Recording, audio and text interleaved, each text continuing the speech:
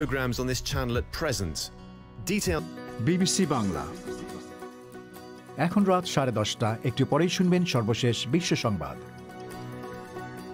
আপনারা বিবিসি শুনছেন ঢাকায় FM 100, চট্টগ্রামে 88.8, রাজশাহীতে 88.8। আপনারা যেখানে আছেন বিবিসি আপনার সাথেই আছে।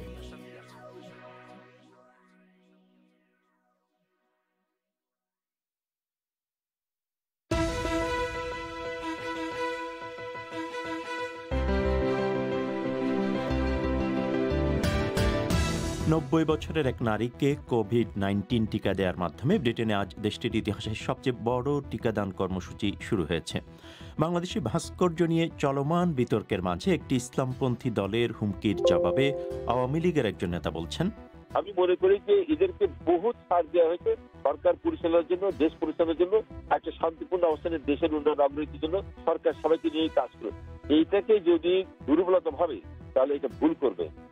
নারীদের ধূমপানকে কেন সমাজ ভিন্ন চোখে দেখে, থাকবে এ নিয়ে আলোচনা। এসব নিয়েই আজকের পরিক্রমা পরিবেশন করছে আমি মুয়াজ্জেম হোসেন। তবে শুরুতেই বিশ্ব সংবাদ।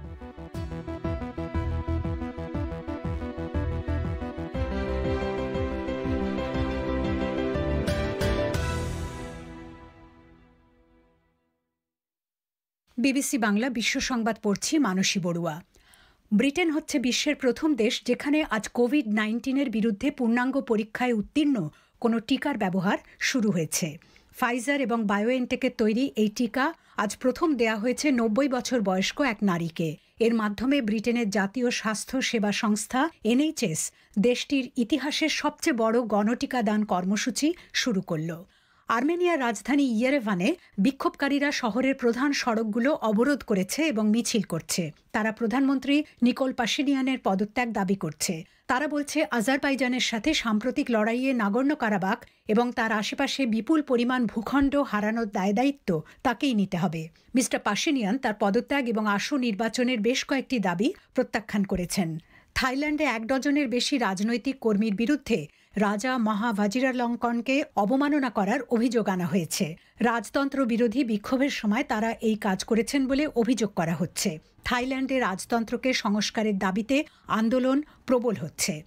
তুরস্কের রাষ্ট্র নিয়ন্ত্রিত সংবাদ সংস্থা খবর দিচ্ছে 4 বছর আগে ব্যর্থ সামরিক অভ্যুত্থানের সাথে জড়িত সন্দেহে নতুন করে কয়েকশো লোককে আটক করা হয়েছে। এদের বেশ কজন সেনাবাহিনীর সদস্য। ইজমির এবং আঙ্কারায় সরকারি প্রসিকিউটরদের গ্রেফতারি পরোয়ানা জারির পর দেশের বিভিন্ন জায়গায় আটকাভিযান চালানো হয়।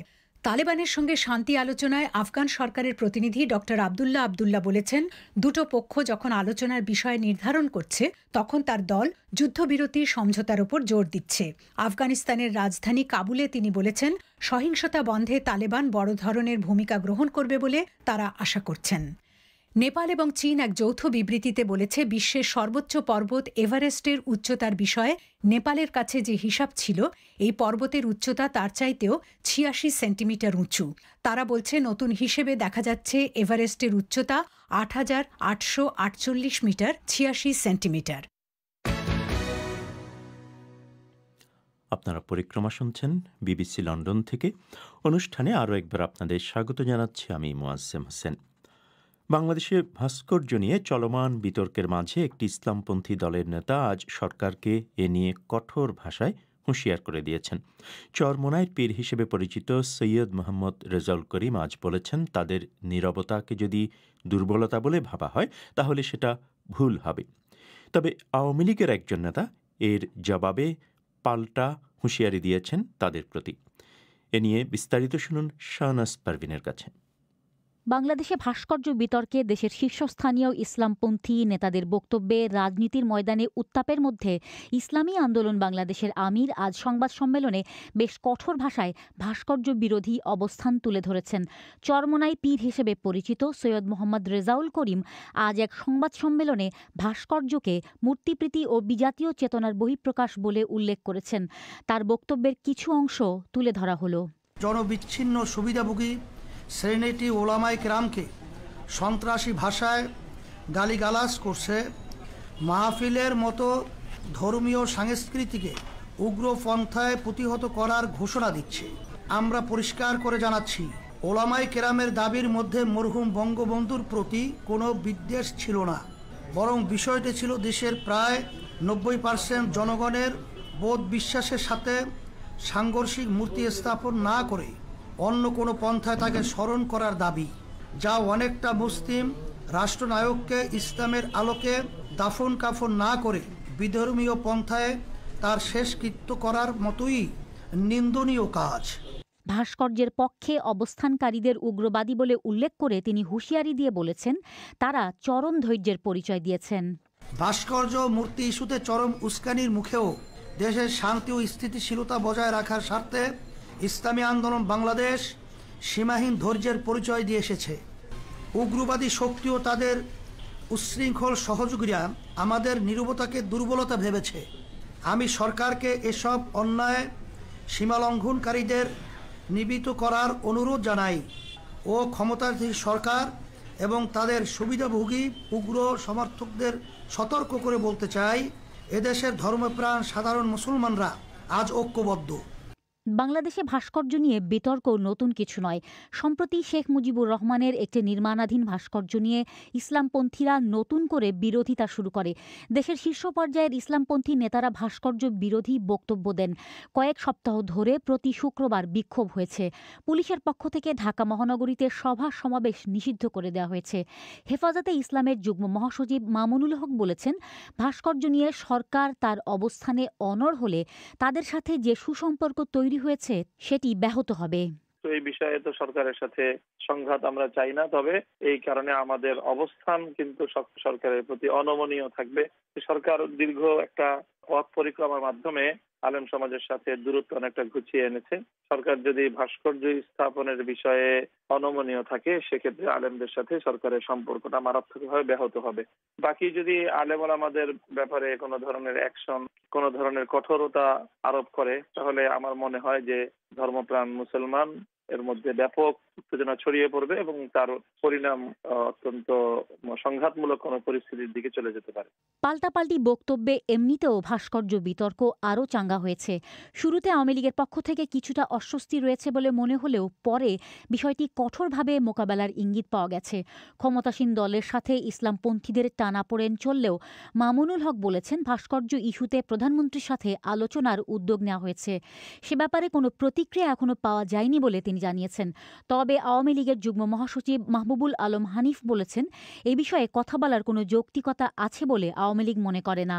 মাননীয় প্রধানমন্ত্রী কি করবেন সেটা উনি হয়তো ওনার বিবেচ্য বিষয়, উনি কি করবেন। কিন্তু আমি আমার দলের পক্ষ থেকে এটা বলতে পারি যে এই সমস্ত মোল্লাদের এই অযৌক্তিক কথাবার্তা, অপ্রাসঙ্গিক এবং অবব্যাখ্যা নিয়ে কোনো কথাবার্তা বা আলোচনা করার কোনো যৌক্তিকতা বা প্রয়োজন আছে বলে এটা আওয়ামী লীগ মনে করে না।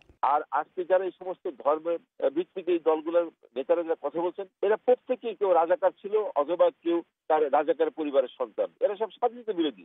ঈদের সময় কিসের আলাপ করে দেশ চালাতে হবে? আমি মনে করি যে এদেরকে বহুত ছাড় দেওয়া হয়েছে সরকার পরিচালনার জন্য, দেশ পরিচালনার জন্য, একটা শান্তিপূর্ণ অবস্থানে দেশের উন্নয়ন অগ্রগতির জন্য সরকার সবাইকে নিয়ে কাজ করে। এইটাকে যদি দুর্বলতা ভাবে তাহলে এটা ভুল করবে। অন্যদিকে ৩ শীর্ষস্থানীয় ইসলামপন্থী নেতার বিরুদ্ধে রাষ্ট্রদ্রোহের মামলার আবেদন হওয়ার একদিনের মাথায় যে বক্তব্য দিয়েছেন ইসলামী আন্দোলনের আমির, তা সম্ভবত পরিষ্কার ইঙ্গিত দিচ্ছে যে ভাস্কর্য ইস্যুতে বিতর্কের অচিরেই অবসান হওয়ার সম্ভাবনা নেই। ঢাকা থেকে শাহনাজ পারভিন। বাংলাদেশের উত্তরাঞ্চলীয় জেলা ঠাকুরগাঁওয়ে মঙ্গলবার ভারতীয় সীমান্তরক্ষী বাহিনী বিএসএফের গুলিতে 2 জন বাংলাদেশি নিহত হয়েছেন। সকাল 6:30টার দিকে হরিপুর উপজেলার বেতনা সীমান্তে এ ঘটনা ঘটে। বেসরকারি মানবাধিকার সংস্থাগুলোর হিসেব অনুযায়ী চলতি বছরের প্রথম 11 মাসে আগের বছরের চেয়ে বেশি মানুষ সীমান্ত হত্যার শিকার হয়েছেন। দুদেশের সীমান্তরক্ষী বাহিনীর মধ্যে সর্বশেষ সেপ্টেম্বরে যে সম্মেলন হয়েছিল, সেখানে ভারত প্রতিশ্রুতি দিয়েছিল যে সীমান্তে হত্যা শূন্যে নামিয়ে আনা হবে। কিন্তু তারপরও কেন থামছে না এরকম ঘটনা? খোঁজ নিয়েছেন সায়েদা আক্তার। বাংলাদেশে 2019 সালে ভারতীয় সীমান্তরক্ষী বাহিনীর গুলি ও নির্যাতনে যে সংখ্যক মানুষ সীমান্তে নিহত হয়েছিলেন, এবছরের 11 মাসে সে সংখ্যা ছাড়িয়ে গেছে বলে জানাচ্ছে মানবাধিকার সংগঠনগুলো। বাংলাদেশের অন্যতম বেসরকারি সংগঠন আইন ও সালিশ কেন্দ্রের তথ্যে দেখা যাচ্ছে, জানুয়ারি থেকে নভেম্বর মাস পর্যন্ত সীমান্তে মোট 42 জন বাংলাদেশি নাগরিক নিহত হয়েছেন। 2019 সালে বিএসএফ এর হাতে প্রাণ হারিয়েছিলেন 38 জন বাংলাদেশি। সংখ্যাটি 2018 সালে ছিল মাত্র 14 জন। এর মধ্যে সর্বশেষ আজ সকালে ঠাকুরগাঁওয়ের বেতনা সীমান্তে বিএসএফ এর গুলিতে 2 জন বাংলাদেশি নিহত হয়েছেন। ঠাকুরগাঁওয়ের হরিপুর থানার ভারপ্রাপ্ত কর্মকর্তা এস.এম. আওরঙ্গজেব বলেছেন, নিহত 2 জনই গরু ব্যবসার সাথে জড়িত ছিলেন। আমরা জানতে পেরেছি আজ ভোর 7:30 মিনিটে আমাদের ঠাকুরগাঁও জেলার হরিপুর থানাধীন বেতনা বিজিবি ক্যাম্পের আওতাধীন মানিকখালী নামক স্থানে যে বর্ডার সীমান্ত মেইন কিলার তার থেকে অবৈধভাবে ভারতে অনুপ্রবেশের চেষ্টা করে টহলরত বিএসএফ সদস্যদের ছোড়ার গুলিতে আমাদের 2 জন স্থানীয় নাগরিক গুরুতর জখম হয়ে তারা গুলিবিদ্ধ হওয়ার পর তাদের অন্যান্য যারা সহযোগী ছিল তাদের দ্রুত উদ্ধার করে দিনাজপুর হাসপাতালে নিয়ে যাচ্ছিল, পথে তারা মারা যায়। নিহত ব্যক্তিদের একজনের পরিবার হরিপুর থানায় একটি হত্যা মামলা দায়ের করেছেন। এদিকে বিকেলে বাংলাদেশের সীমান্তরক্ষী বাহিনী বিজিবির স্থানীয় ব্যাটালিয়ন অধিনায়ক বিএসএফ এর কোম্পানি কমান্ডারের সঙ্গে পতাকা বৈঠক করে এই মৃত্যুর ঘটনায় নিন্দা জানিয়েছেন। সেই সঙ্গে বাংলাদেশের পক্ষ থেকে বিএসএফকে একটি প্রতিবাদ লিপিও দেয়া হয়েছে। বিশ্লেষকেরা মনে করেন, গত বেশ কয়েক বছর ধরেই বাংলাদেশ ও ভারতের মধ্যকার সম্পর্কে উন্নতি ঘটলেও তার প্রতিফলন দেখা যায়নি দুই দেশের সীমান্তে। বরং 2018 সালে কিছুটা কমলেও 2019 এবং চলতি বছরে সীমান্তে হত্যাকাণ্ডের সংখ্যা আবার বেড়েছে। আইন ও সালিশ কেন্দ্রের জ্যেষ্ঠ উপপরিচালক নীনা গোস্বামী বলছেন, চলতি বছরে যে 42 জন বাংলাদেশি সীমান্তে নিহত হয়েছেন তাদের বড় অংশটি বিএসএফ এর গুলিতে নিহত হয়েছেন। স্ট্যাটিস্টিক্সের কথা আমি বললাম যে 42 জনের মধ্যে কিন্তু 34 জনই গুলিতে মারা গিয়েছে, বাকি 6 জন কিন্তু বিভিন্ন নির্যাতনে মারা গিয়েছে বলে আমরা জানি। তো আমাদের কনসার্নটা ওখানে যে সেখানে যদি অবৈধ প্রবেশ হয়ে থাকে তাহলে অবৈধ প্রবেশের জন্য তাদেরকে যে আইন আছে সেই আইনে অ্যারেস্ট হবে, সেই আইনে তাদের বিচার হবে, সেইটা হবে। কিন্তু কেন এই জায়গাতে এইভাবে নির্যাতনই বা কেন করা হয় এবং কেন গুলিতেই মারা যাচ্ছে, এটাই আমাদের উদ্বেগের বিষয়। কিন্তু সীমান্তে হত্যা শূন্যে নামিয়ে আনা আর প্রাণঘাতী অস্ত্র ব্যবহার না করার ব্যাপারে দুই দেশের সরকারের মধ্যে বিভিন্ন পর্যায়ে অনেকবার সমঝোতা হয়েছে। বিএসএফ এর গুলিতে ফেলানী খাতুন হত্যার পর বাংলাদেশের দাবির মুখে 2014 সালে দিল্লিতে বিএসএফ ও বিজিবির মহাপরিচালকদের বৈঠকের পর বাংলাদেশ ভারত সীমান্তে হত্যার ঘটনা শূন্যে নামিয়ে আনার বিষয়ে একটি সমঝোতা হয়েছিল। বিশ্লেষকেরা মনে করেন, সীমান্তে বিএসএফ যাতে প্রাণঘাতী অস্ত্র ব্যবহার না করে এবং দেশটির সীমান্ত রক্ষার দায়িত্বে যারা থাকেন তাদের সাইকোসোশ্যাল অর্থাৎ মনোসামাজিক প্রশিক্ষণের বিষয়টি নিশ্চিত করার জন্য বাংলাদেশের পক্ষ থেকে তৎপরতা বাড়ানো জরুরি। আইন ও সালিশ কেন্দ্রের নীনা গোস্বামী বলছেন, বিভিন্ন সময়ে দুই দেশের সরকার বৈঠকে যেসব সিদ্ধান্ত নিয়েছে সেগুলোর বাস্তবায়ন না হলে সীমান্তে হত্যা শূন্যে নামিয়ে আনা সম্ভব হবে না। ভালো ভালো কথাগুলো টেবিলের আলোচনার মধ্যে থাকছে এবং দ্বিপাক্ষিক যে সরকারি আলোচনা ওই পর্যন্তই আমরা দেখতে পাচ্ছি। এটা তো প্রয়োগ ইমপ্লিমেন্টেশনটা আমরা দেখতে পাচ্ছি না।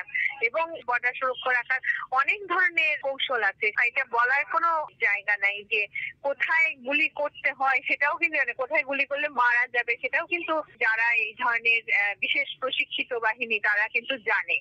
কাজেই গুলির ফলে যখন মৃত্যু হয় আমাদের উদ্বেগ এখানেই যে দিনের পর দিন এক ধরনের কথা আমাদের টেবিলে আলোচনা টেবিলে আসছে, আমরা এক ধরনের নিচ্ছি কিন্তু সেটা প্রয়োগটা আমরা দেখতে পাচ্ছি না।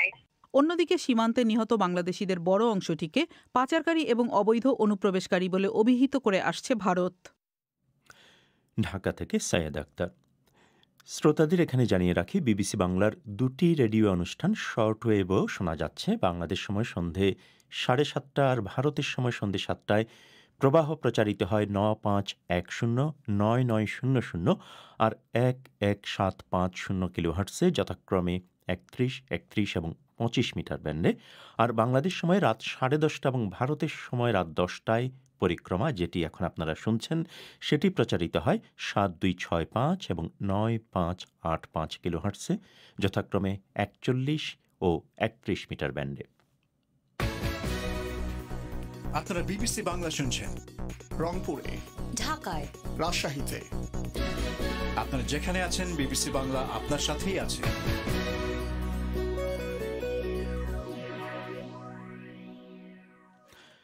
সম্প্রতি বাংলাদেশে এক নারীর ধূমপানকে কেন্দ্র করে একটি ভিডিও সামাজিক মাধ্যমে ছড়িয়ে পড়েছিল এবং এটি নিয়ে পক্ষে বিপক্ষে তীব্র আলোচনা শুরু হয়েছিল। এক্ষেত্রে নারী বলেই কি ওই নারী হেনস্থার শিকার হয়েছিলেন ধূমপান করার কারণে? বাংলাদেশের সামাজিক বাস্তবতা কি বলে? এ নিয়ে ছিল আজ বিবিসি বাংলার একটি ফেসবুক আলোচনা, যেটি পরিচালনা করেছেন ফয়সল তিতুমির। এখন শোনা যাক সেটির ধারণকৃত অংশ। সবাইকে আমন্ত্রণ জানাচ্ছি বিবিসি বাংলায় এবং সাথে আছে আমি ফয়সাল তিতুমির। এরই মধ্যে আপনারা জেনেছেন আমাদের আজকের আলোচনার বিষয় মূলত একটা ভিডিওকে কেন্দ্র করেই সামাজিক যোগাযোগ মাধ্যমে যেটি রীতিমতো ভাইরাল হয়ে গিয়েছে, নানান প্রশ্ন বিতর্ক সৃষ্টি হয়েছে। সেটা হচ্ছে একজন দেখা যাচ্ছে যেটি ভিডিওতে, সেটি হচ্ছে ধূমপান করার জন্য একজন নারীকে মূলত হেনস্থার শিকার হতে হয়েছে এবং এটা নিয়ে নানান প্রশ্ন উঠছে, যেগুলো বলছিলাম যে তিনি কি শুধু নারী বলেই জনসম্মুখে এরকম হেনস্থার শিকার হলেন কিনা। আবার অনেকে কিন্তু বলছেন যে মেয়েটি আইন ভঙ্গ করেছে। আবার কেউ প্রশ্ন তুলছেন কোন পুরুষকে কি তাহলে ধূমপানের জন্য এরকম পরিস্থিতিতে পড়তে হয়। এই সমস্ত প্রশ্নের উত্তরগুলি খোঁজার চেষ্টা করবো আমরা। আমাদের সঙ্গে আমাদের ৩ জন অতিথি যোগ দিয়েছেন। আমাদের সঙ্গে আছেন পুতুল সাজিয়া সুলতানা, সঙ্গীত শিল্পী, আছেন প্রফেসর ডক্টর সৈয়দ শাইখ ইমতিয়াজ, অধ্যাপক, women and gender studies, Dhaka বিশ্ববিদ্যালয়, এবং আছেন শাওলি দাস, শিক্ষার্থী, যিনি চারুকলা নিয়ে পড়াশোনা করছেন শেষ বর্ষে। আপনাদের ৩ জনকে স্বাগত জানাচ্ছি বিবিসি বাংলায়। পুতুল, একটু প্রথমে আপনার কাছেই যেতে চাই। যেহেতু ভিডিওটি নিয়ে আসলে কথা হচ্ছে, সেটা নিশ্চয়ই দেখেছেন এবং সেটার নিচে অনেকগুলো মন্তব্য আছে, সেগুলো যদি চোখে পড়ে, একটু আপনার কাছে যদি আমি জানতে চাই যে এই পুরো ব্যাপারটা আসলে আপনি কিভাবে দেখছেন? এটা কি স্বাভাবিকভাবেই নিয়েছেন, নাকি মনে হয় যে এই ঘটনাটা আসলে আমাদের সমাজে নতুন? কি বলবেন? প্রথমত, একজন নারীকে প্রতি পদে পদে এই যে কাঠগড়ায় দাঁড় করানোর একটা প্রবণতা আমাদের সমাজের, বা এই যে সমাজ মনস্তত্ত্বের একটা অদ্ভুত একটা দিক, যে প্রথমত বলতে চাই যে হ্যাঁ, ধূমপান স্বাস্থ্যের পক্ষে ক্ষতিকর, সেই ক্ষতির দায়ভারটি একেবারেই ব্যক্তি নিজের উপর বর্তায়। দ্বিতীয়ত, প্রকাশ্যে ধূমপান করা শিষ্টাচার বহির্ভূত কিংবা আইনত দণ্ডনীয় অপরাধ। সেই অপরাধে অপরাধী হচ্ছেন প্রতিনিয়ত বাংলাদেশের অসংখ্য অজস্র নারী এবং পুরুষ। কিন্তু পার্থক্যের জায়গাটি হচ্ছে এটি যে কোনো পুরুষ ধূমপায়ীকে দেখতে পেলে ঝাঁকে ঝাঁকে নারী গিয়ে তাকে আক্রমণ করেন না, কিংবা সেই জায়গাটি থেকে তাকে বিতাড়িত করার মতন ঘটনা ঘটে না, স্থানচ্যুতির মতন ঘটনা ঘটে না। একটা স্বাধীন সার্বভৌম রাষ্ট্রে যে যতদূর পর্যন্ত একজন নাগরিক রাষ্ট্রদ্রোহী কোনো কাজ করছেন না, রাষ্ট্রবিরোধী কোনো কাজ করছেন না, সেখানটাতে তাকে কিন্তু ব্যক্তিগত চরিত্রের নিরিখে কাঠগড়ায় দাঁড় করিয়ে দেওয়ার প্রবণতায় যে একটা অদ্ভুত প্রবণতা দেখতে পাই চারদিকে, সেটা ভীষণভাবে হতাশ করে। আর ব্যক্তিগত অভিজ্ঞতার জায়গাটি যেটি বলছিলাম, যেহেতু বিবিসি বাংলা আজকে সংযুক্ত হয়েছি, আমি বাংলাদেশের একজন সাধারণ নাগরিক, আমি বাংলাদেশ রাষ্ট্রের একজন সচেতন নাগরিক, আমি রাষ্ট্রমনস্ক, আমি সমাজ মনস্ক। সেখানে প্রতিটা ঘটনায় আমার নিজস্ব একটা মতামত, একটা অভিমত থাকতেই পারে, এবং সেই জায়গাটি কিন্তু আমার রাষ্ট্রই আমাকে সেই অধিকারটি দিয়েছে বলে আমি বিশ্বাস করি। আপনাদের এই ফেসবুক পেজে বিভিন্ন সময় দেখা যায় বিভিন্ন সংবাদের নিচে আমি আমার অভিমতটি জানাই, এবং সেখানে এসে ঝাঁকে ঝাঁকে পুরুষ কিংবা অপুরুষ এসে যেভাবে টানা হেঁচড়া করতে থাকেন আমার চরিত্র নিয়ে, কিংবা আমার মানে আমাকে নিয়ে নানান রকমের অশ্লীল মন্তব্য, অরুচিকর মন্তব্য, এই বিষয়গুলো আমার কাছে তখন মনে হয়, যদিও সেগুলো হয়তো আমার অনেক সময় চোখে পড়ে না, দেখা হয় না, কিন্তু যখন আমার শুভার্থীরা আমাকে কিছু স্ক্রিনশট পাঠান, তখন মনে হয় আমি শিহরিত হই, এবং আমার কাছে মনে হয় যে কতটা অন্ধকারের দিকে যাচ্ছি। আমার আইডিটি একটা পুরুষের আইডি হলে কি ঠিক একই ঘটনা ঘটতো তার একটা মতামত দেবার কারণে? এখানেই আসলে এই যে লিঙ্গ বৈষম্যর যে প্রশ্ন, সেটি আসলে উঠছে। এবং আপনি পুতুল যেটি জানিয়েছেন, এই ডিসক্লেমারটা আসলে আমারই দেওয়া দরকার ছিল, যে ধূমপান স্বাস্থ্যের জন্য ক্ষতিকর নিঃসন্দেহে। তবে এক্ষেত্রে বাংলাদেশে একটা আইনও আছে ধূমপান বিরোধী, যেখানে বলা হয়েছে যে প্রকাশ্যে জনসম্মুখে পাবলিক প্লেস গুলোতে ধূমপান করা যাবে না। সেখানে পাবলিক প্লেস গুলো আসলে কোথায় কোথায় সেটাও নির্দিষ্ট করে দেয়া আছে, এবং একই সাথে সেটার আইনটার সম্প্রতি সংশোধন আনা হয়েছে, জরিমানার টাকাটাও বাড়ানো হয়েছে। কিন্তু এই প্রসঙ্গেই যে বিষয়টি এসেছে, আমরা গত সপ্তাহে এটি নিয়ে কথা বলছিলাম যে আসলে সামাজিক যোগাযোগ মাধ্যমে এখন ব্যক্তিগত আক্রমণটাই বেশি দেখা যায় কিনা, যে কোনো কিছু হলেই ব্যক্তিগত আক্রমণ। এবং আপনি যে বিষয়টা এনেছেন, চরিত্র নিয়ে কথা ওঠে, ধর্ম নিয়ে কথা ওঠে, এবং এই জিনিসগুলো কি আসলে একজন নারীর ক্ষেত্রে কি বেশি হয় পুরুষের চেয়ে? এবারে আমি একটু সৈয়দ শাইখ ইমতিয়াজ আপনার কাছে যেতে চাই। নিঃসন্দেহে যখন একটা পিতৃতান্ত্রিক সমাজ ব্যবস্থায় আপনি বাস করছেন, আর আমরা এটাকে বলি টক্সিক ম্যাসকিউলিনিটি, সেটা শুধু বাংলাদেশে না, আপনি দেখবেন যে পিতৃতান্ত্রিক এই ব্যবস্থা পৃথিবীর প্রায় সমস্ত দেশে না বলে আমি অবশ্য বলতে পারি সমস্ত দেশেই কম বেশি আপনার চোখে পড়বে। তবে এখন বাংলাদেশে আপনি লক্ষ্য করে দেখবেন যে আমরা নিজেরা আইন মানি বা না মানি, অন্য আইন ভঙ্গ করলে সেটা নিয়ে আমরা অনেক সমালোচনা করি, এবং সেই সমালোচনার একটা বিশেষ ধরন আছে। পুরুষ যা করতে করতে পারে, নারী তা করতে পারে না। এটা হচ্ছে পিতৃতান্ত্রিক সমাজ ব্যবস্থার মূল বক্তব্য। এখন পুরুষ কি করতে পারে?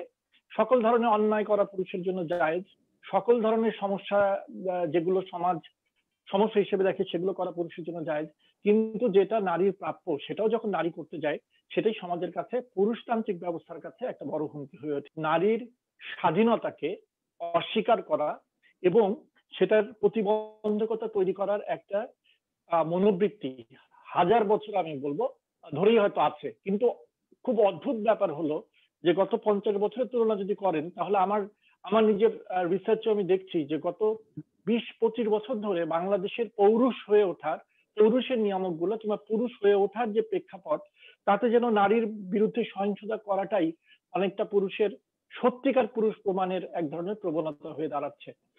একটু উদাহরণ দিয়ে বলতে পারি এইভাবে, যেমন আমরা ছেলেবেলায় যদি কোনো পুরুষ নারীর গায়ে হাত তুলেছে, আমি বলতে শুনেছি আমাদের মুরব্বীদের, এই তুই কেমন পুরুষ মানুষ, চুরি পরে থাক।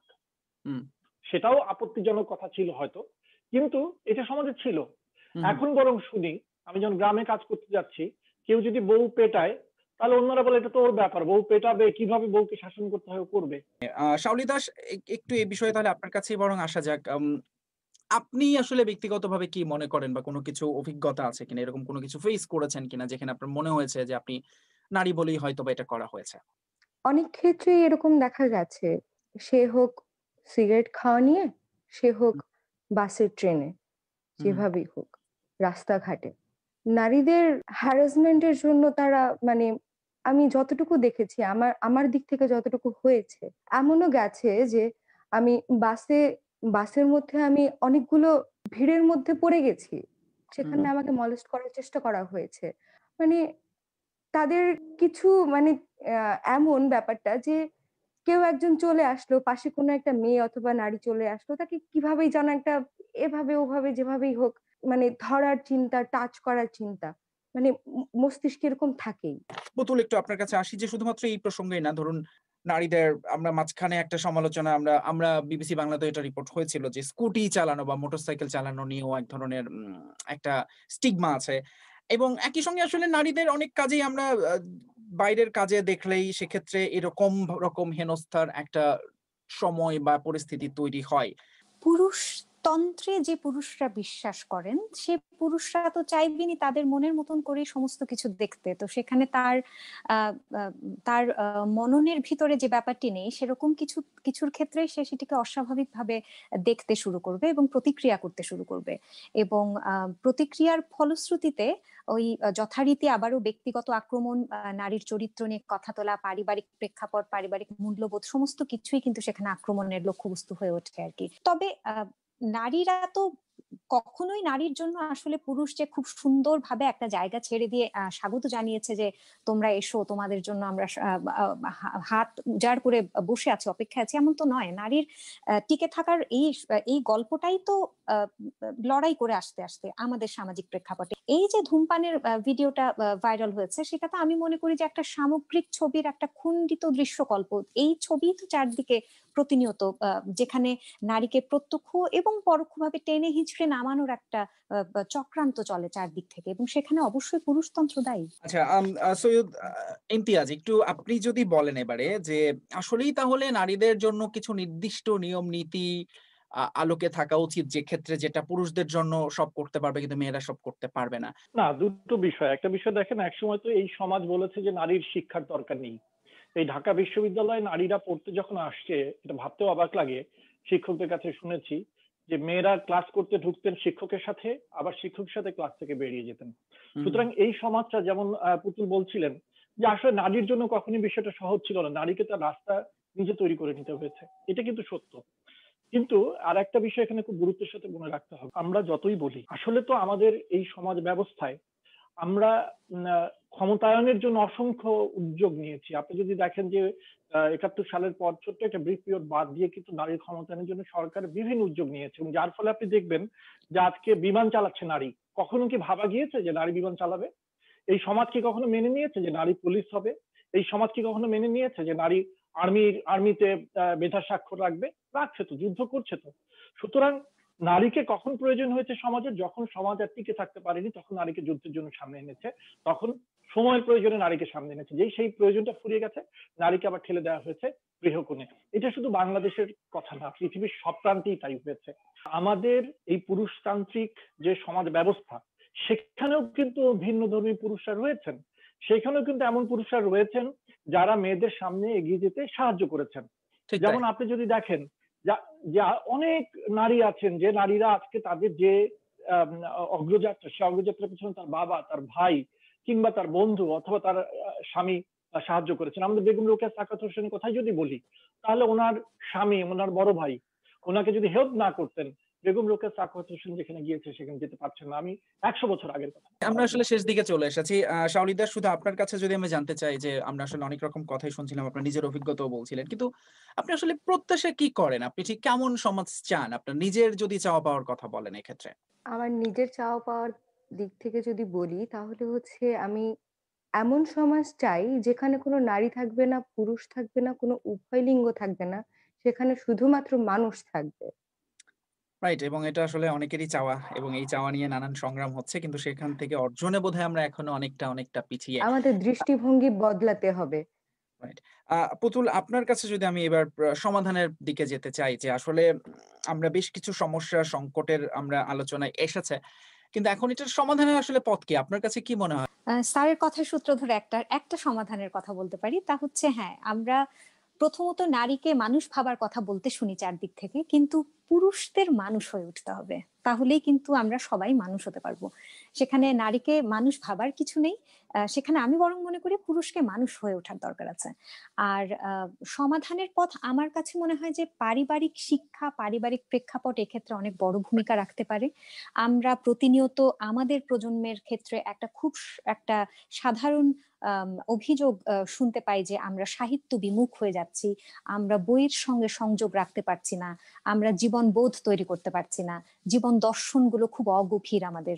সে সমস্ত কিছু মিলেই আমার কাছে মনে হয় যে নিজস্ব যে পড়াশোনার জায়গাটা, নিজস্ব যে চর্চার জায়গাটা, নিজেকে পরিশীলিত একজন মানুষ হিসেবে তৈরি করার যে প্রক্রিয়াটা, সেটা যতদিন না পর্যন্ত পরিবারগুলোতে এটার চর্চা হবে, ততদিন এই দৃষ্টিভঙ্গির পরিবর্তন আসা মনে হয় খুব কঠিন কাজ।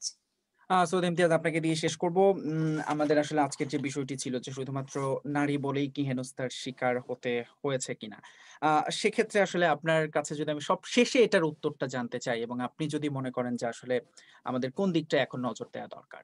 ক্ষমতায় তো নারীকে পুরুষ কিভাবে গ্রহণ করবে তার জন্য কিন্তু পুরুষকে প্রস্তুত করা হয়নি। আপনি দেখবেন নর্ডিক কান্ট্রিগুলোতে তারা নারীর উন্নয়নের জন্য যখন পলিসি নিয়েছে, তারা কিন্তু সাথে সাথে পুরুষকেও প্রস্তুত করেছে, সুতরাং সেখানে জেন্ডার পলিসি নেওয়া হয়েছে। আমার মনে হয় প্রথম যেটা করা দরকার, যে কথাটা ওনারা বলছেন যে পুরুষের ভেতরে নারীর এই ক্ষমতায়নকে মেনে নেওয়ার প্রবণতা তৈরি করতে হলে সেখানে ইনভেস্ট করতে হবে। বালকদের ভেতর বিশেষ করে আমি মনে করি না যে 18 বছরের পরে পরিবর্তন খুব বেশি হয়।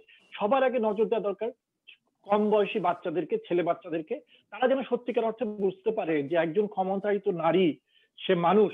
আমাদের পারিবারিক শিক্ষার পাশাপাশি এমন ভাবে করতে হবে যেন বাচ্চারা জেন্ডার এডুকেশনটা খুব আনন্দের সাথে গ্রহণ করে।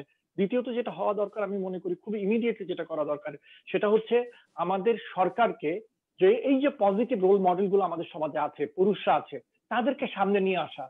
অসংখ্য ধন্যবাদ doctor Syed Shaikh Imtiaz, professor women and gender studies, Dhaka University. আমাদের সঙ্গে ছিলেন শাওলি দাস, শিক্ষার্থী, এবং ছিলেন পুতুল সাজিয়া সুলতানা, সঙ্গীত শিল্পী। আপনাদের তিনজনকে অসংখ্য ধন্যবাদ। এবং আজকে আমরা এতক্ষণ ধরে যে কথাটি বললাম যে শুধুমাত্র নারী বলেই কি হেনস্থার শিকার হতে হয় কিনা, সে বিষয়ে আমরা যেরকম কিছু সমস্যা প্রশ্ন উঠেছে, একই সঙ্গে সেগুলো সমাধানের কথাও এসেছে আমাদের আলোচকদের কাছ থেকে। তবে নিশ্চিতভাবেই এটা নির্ভর করছে একান্তই আপনার আমার যার ব্যক্তিগত দৃষ্টিভঙ্গির উপর এবং সচেতনতার উপর। তো আমরা শেষ করতে চাই আজকের মতো বিবিসি বাংলার এই আয়োজন। নিশ্চয়ই পরবর্তীতে আমরা নতুন কোনো বিষয় নিয়ে আবারও হাজির হব।